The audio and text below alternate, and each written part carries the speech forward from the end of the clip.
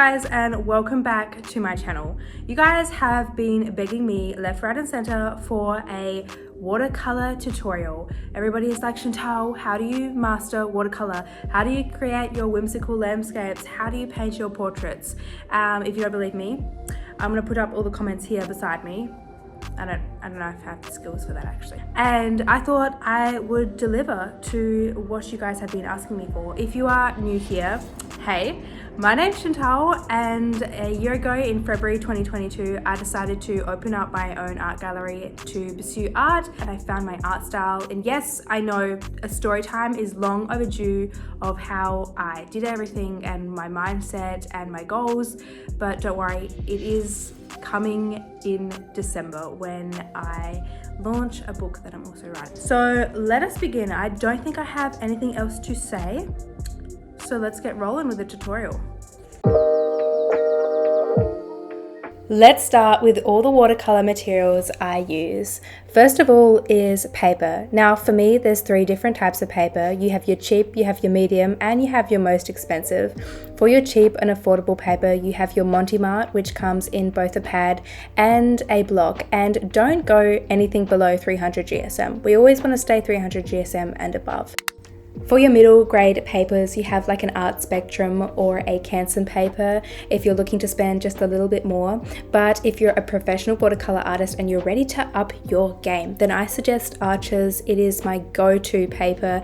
It comes in both a 300 GSM pad or a 640 GSM block, and they are just amazing. Highly recommend Arches, but of course they are quite expensive. So yeah, these are all 3 of them next to each other, and you can see they are quite different. Next of all is our brushes. Now all of my watercolor brushes are extremely affordable. I got you, girl. I cannot spend a lot of money on materials, so I got your back, you know.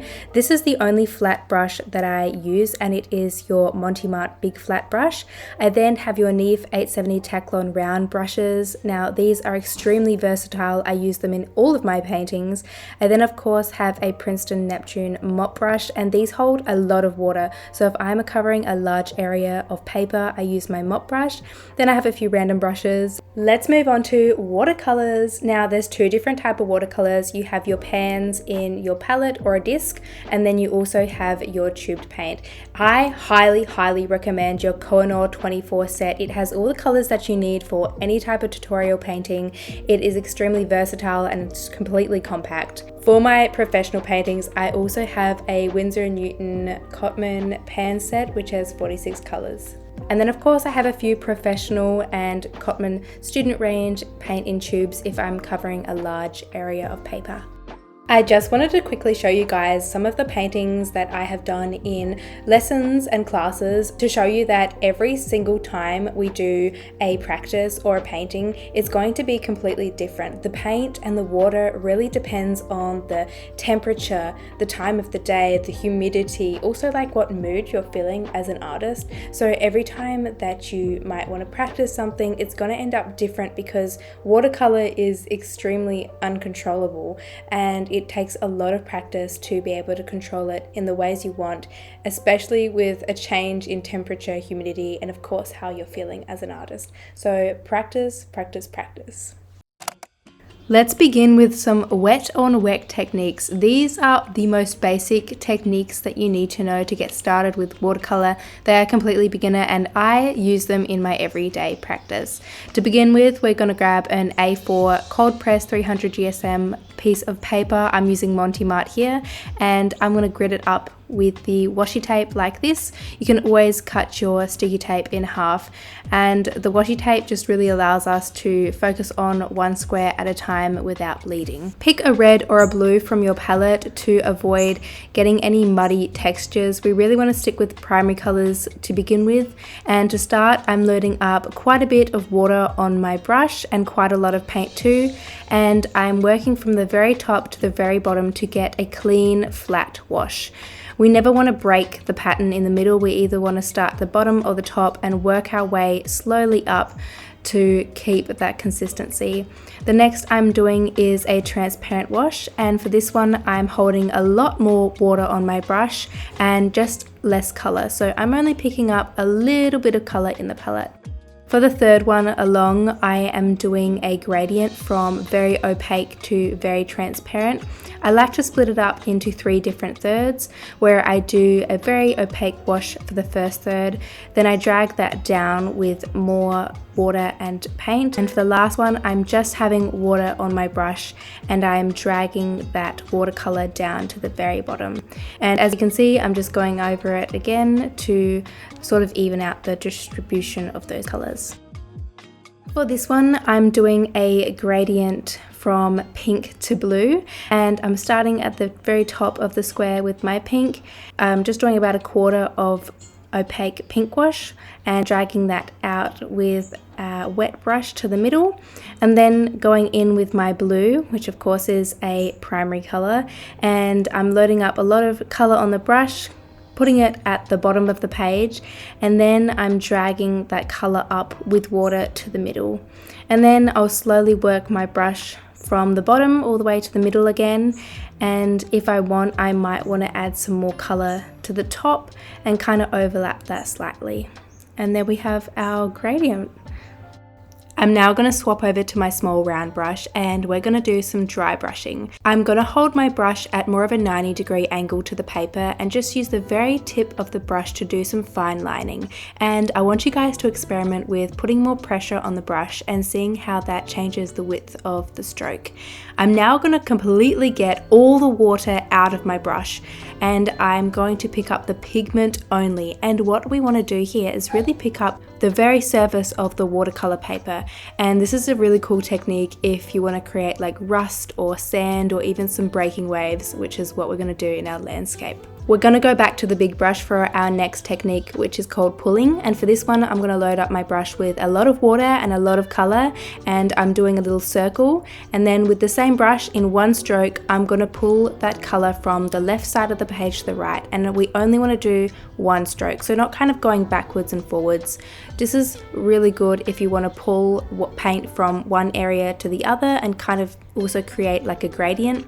We can also try this technique with the small brush as well, just doing a very small dab on the watercolor paper and then kind of pulling that across the page. And this is really good if you want to create like leaves or flower petals. The next technique is called feathering, and I'm loading my big brush up with a lot of water and a lot of color and doing one big stroke down the page.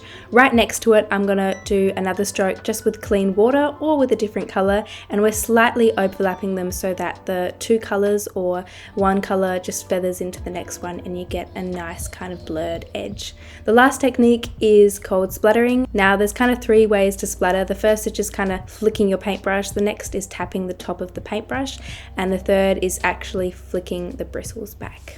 Let's move on to part 2, which is your wet on wet techniques. You're going to grid your watercolor page up like this. Make sure you have an extra clean jar of water by your side, which is for your wet washes only. We're going to wet the piece of paper with the clean water, and we're going to create like a nice sheen of water on it. We're not going to saturate the entire page on it, and we're not going to miss any spots either. First, opaque flat wash. I'm loading my brush up with a lot of water and a lot of color. I'm working my way down from the very top to the very bottom. A lot of people find that it's a lot easier to get a nice clean flat wash without any kind of lines or strokes, because as it's watercolor, you're using the medium of water to make the paint flow and the color flow. And so when there's already a wet surface, it's much easier to get like a clean, nice surface. For the second one again, I'm wetting the surface of the watercolor paper with just water first, and then on top of that, I'm picking up a little bit of paint on my brush and just doing a transparent wash. For the third one, same thing applies, doing that wet wash first with water, and then I'm gonna do a gradient wash from opaque blue to opaque pink, separating it into 4 different sections like before with our wet on dry technique. The top quarter is our opaque, lots of water, lots of color on the brush, dragging that down to the middle with just water on the brush, and then I'll go in with my pink at the bottom with a lot of water and a lot of color on the brush, and then dragging that up into the middle and slightly overlapping. You can start again and go from the very top or the very bottom to the opposite end, but you might find that you drag the color too far like I have just done here, so just practice and have fun. Our fourth technique is called bleeds, and for this one we're going to actually wet the surface with a watercolor, and then on top of that you have to kind of work out where it's kind of a little bit dry but not too wet. We're going to do little droplets of water, and that water is going to push the watercolor out and create like little blooms and bleeds in it.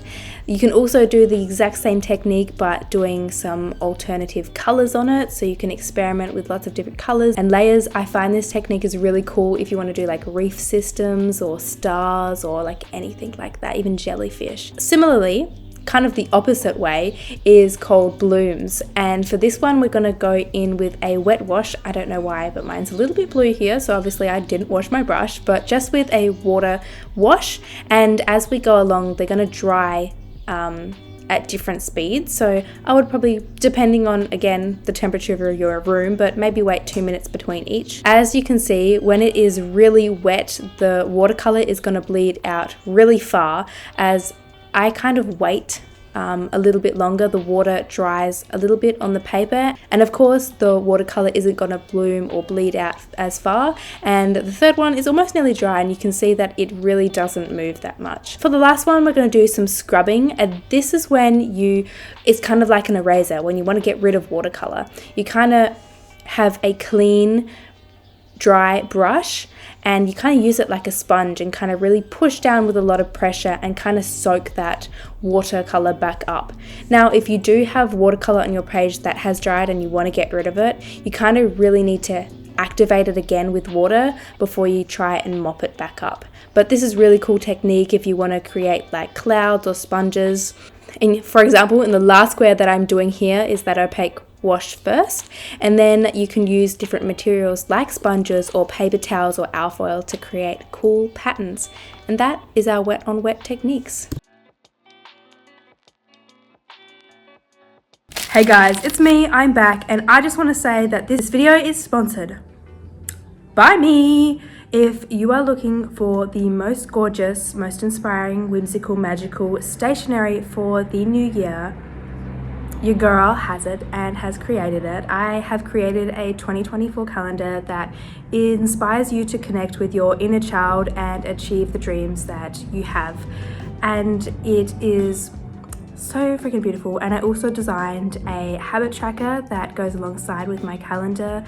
Every single month has a different animal which represents the soft toys that we have as children, and it's all about our dreams as a child becoming a reality, and we're making them a reality as we get older. So it's so freaking beautiful, and I'm so proud of it. So if you'd love to support me and my art, so if you'd like to see more videos, please go and support my art. So I have the financial freedom to make more videos. At the moment I do not have that. Let's get on to the most exciting part of the lesson, which is of course the landscape tutorial, where we will use all of our techniques we just learned.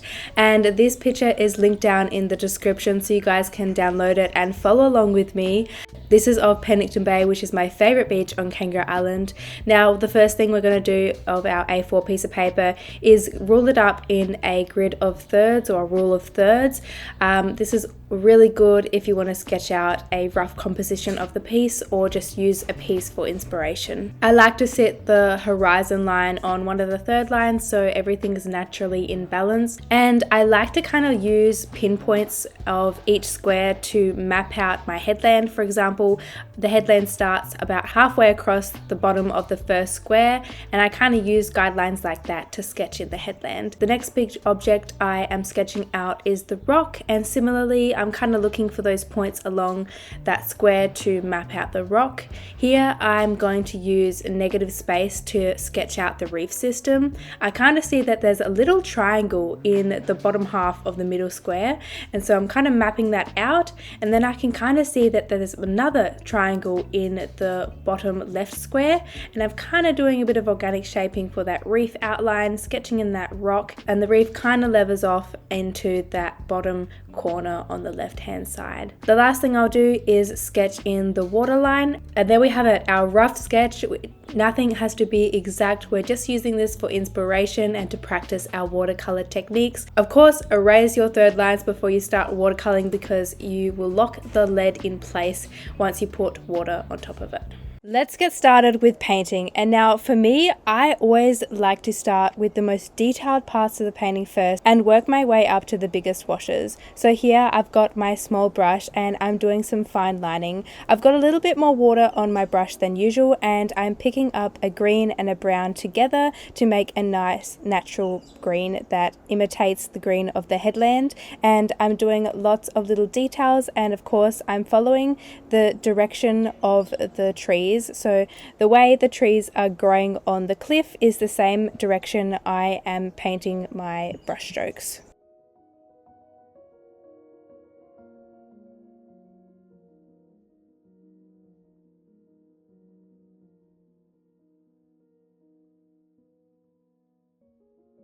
Now, once we've finished painting all the little details on the headland, I'm going to let them dry before I go over them with a wash.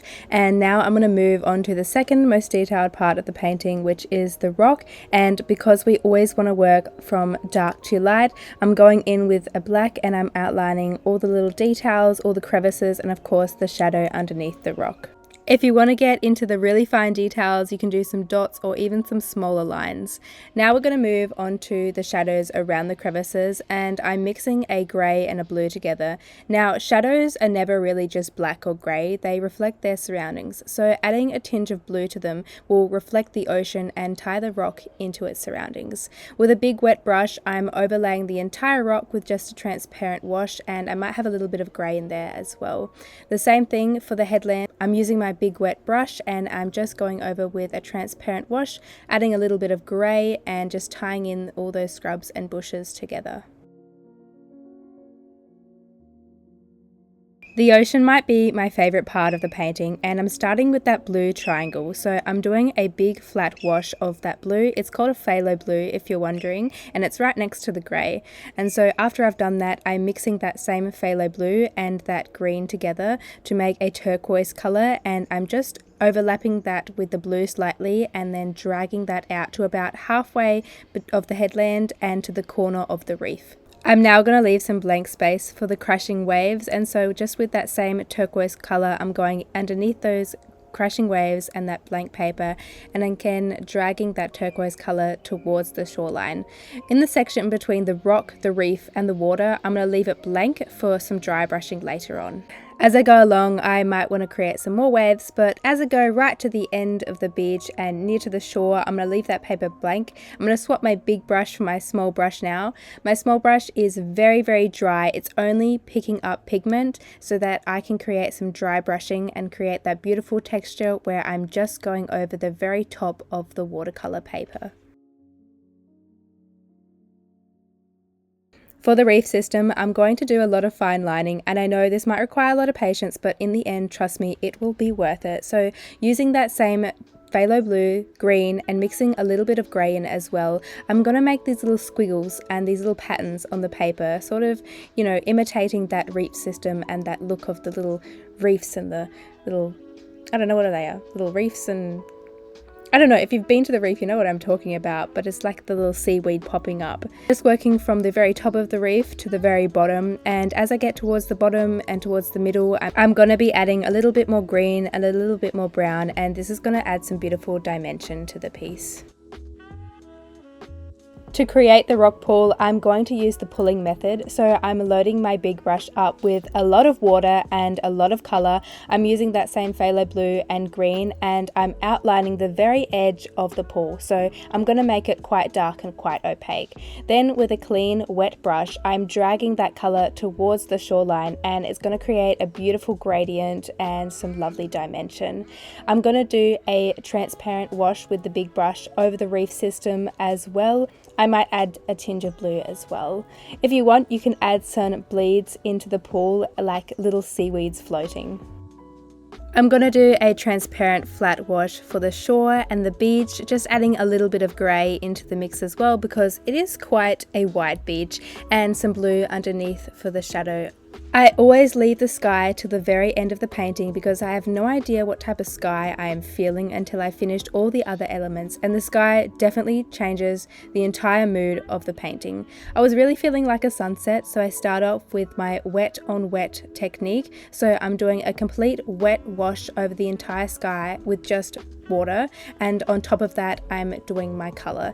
I chose a really pretty pink for the top half of the sky and dragged that out to the middle, and then I started at the bottom of the sky with my yellow and I dragged that out to the middle to meet the pink.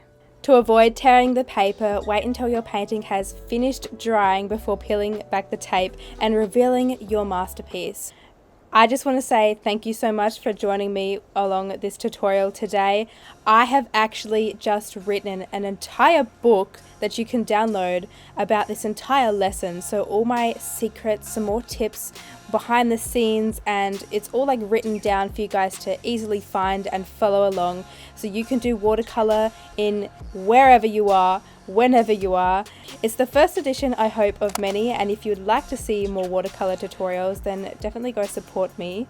Thank you so much for following along my art journey. Number one, I would love it if you subscribe because it does help my channel out a lot and it gives me motivation to continue posting and maybe uploading more tutorials and more daily vlogs about my life and how I opened up my own little art gallery and finding art style and illustration and all the good stuff that you guys want to hear about. I know you do. You can go check out my Instagram if you want to follow along for little daily updates and behind the scenes on the studio. I'd love it if you join me over there. Until next time, love you guys.